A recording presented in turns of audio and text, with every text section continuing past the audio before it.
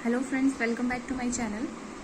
कल हमने पियाजे की थ्योरी पढ़ी थी और आज हम उससे रिलेटेड कुछ सफिक्स बच गए थे हमारे पास, उनको करेंगे। ठीक है। सो फर्स्ट इज अनुकूलन। कि अनुकूलन क्या होता है?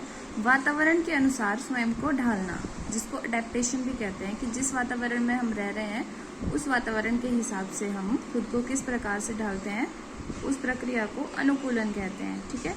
नेक्स्ट है आत्मसातकरण यानी एसिमिलेशन। पुराने अनुभवों को आधार बनाकर समस्या का समाधान करना, यानी जो हमारे पास प्रीवियस नॉलेज होती है उसमें हम न्यू नॉलेज को ऐड करते हैं और अपने प्रॉब्लम्स को सॉल्व करते हैं। ठीक है। नेक्स्ट है समायोजन यानी अकोमोडेशन। अकोमोडेशन का मतलब होता है कि पूर्वानुभवों द्वारा जब समस्या का समाधान ना मिले तो बालक अन्य प्रकार के अलग अलग कोशिशें करके अपनी प्रॉब्लम को सॉल्व करना शुरू कर देता है। और आत्मसातकरण, जो एसिमिलेशन उसके हुई होती है उसके अंदर वो नया रूप लाता है, उसको हम समायोजन की प्रोसेस बोलते हैं। यानी कि आप इसको ऐसे समझ सकते हो, मॉडिफाइंग द प्रीवियस स्कीमा। ठीक है। जो हमारी प्रीवियस स्कीमा होती है उसको टोटली चेंज कर देते हैं हम। ठीक है। लेकिन जो एसिमिलेशन होता है उसमें एडिशन होता है, उसमें चेंज नहीं होता है। ठीक है। संरक्षण यानी कंजर्वेशन। संरक्षण होता है किसी चीज को याद रखने के लिए अपने मानसिक या फिर बुद्धि में संरक्षित कर लेना उस चीज को, वो कहलाता है कंजर्वेशन। नेक्स्ट है संतुलन, इक्विलिब्रियम या इक्विलिब्रेशन।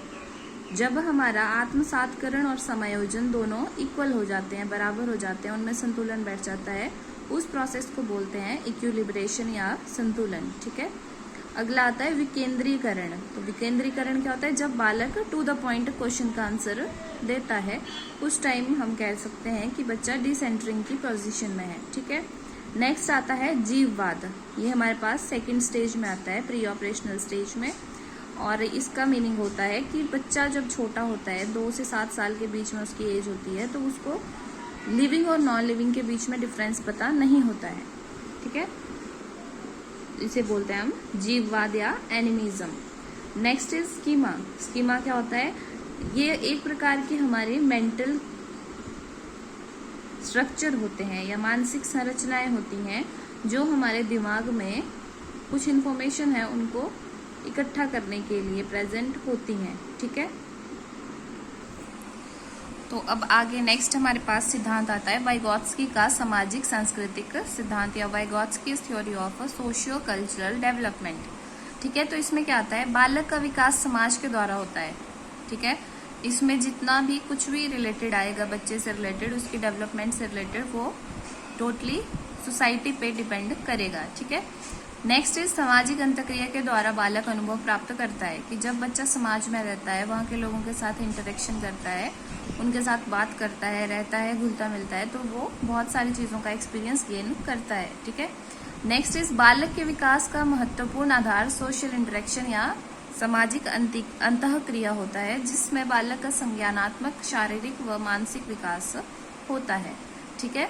अब इसमें एक ही बात कही है कि जो सोशल इंटरेक्शन है उसके द्वारा ही बच्चे का संज्ञानात्मक विकास यानी कॉग्निटिव डेवलपमेंट होती है, उसकी जो फिजिकल डेवलपमेंट होती है और सोशल डेवलपमेंट होती है, वो सारी कहाँ होती है? सोशल इंटरेक्शन में ही होती है। ठीक है। और जो लैंग्वेज की डेवलपमेंट होती है, भाषा का विकास होता है, वो भी सामाजिक अंतःक्रिया का ही एक पार्ट होता है। अब आगे है भाषा 2 प्रकार की स्पीच द्वारा सीखी जा सकती है। एक होता है हमारे पास इनर स्पीच और दूसरा एक्सटर्नल स्पीच। एक आंतरिक भाषा होती है और एक बाह्य भाषा होती है। ठीक है।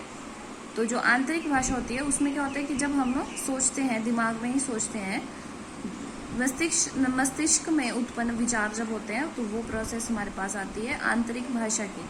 और जब एक्सटर्नल स्पीच कब आती है? जब हम नॉर्मली बात करना शुरू कर देते हैं, सोचने के बाद हम वो चीज़ बोल देते हैं, दैट इज एक्सटर्नल स्पीच। ठीक है। अब ये छोटा सा एक पॉइंट ही आप समझ लीजिए इसको, कि पहले विचार फिर भाषा, ये पॉइंट दिया था आपके पास वाइगोत्स्की ने, और भाषा पहले और फिर बाद में विचार, ये बोला था पियाजे ने। ठीक है। नेक्स्ट इज भाषा यंत्र। कि जो भाषा यंत्र है वो क्या होता है? ये एक इस प्रकार की सामाजिक अंतरक्रिया के द्वारा अपने ही एक संस्कृति से दूसरी संस्कृति तक स्थानांतरित करता है।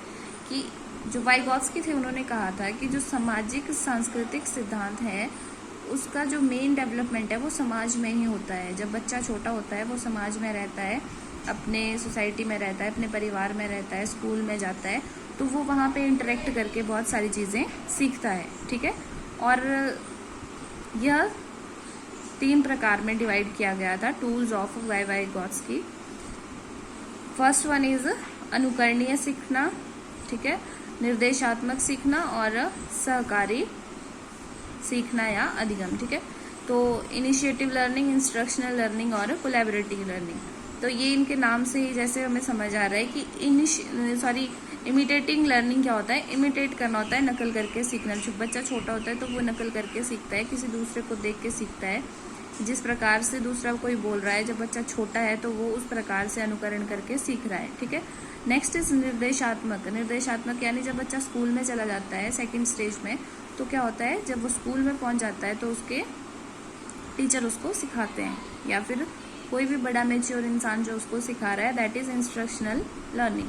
Next is collaborative learning. Collaborative में होता है कि जब बच्चा अपने ही पीयर ग्रुप के साथ रह के सीखता है, तो वो प्रोसेस आती है आपकी कोलैबोरेटिव लर्निंग में, ठीक है।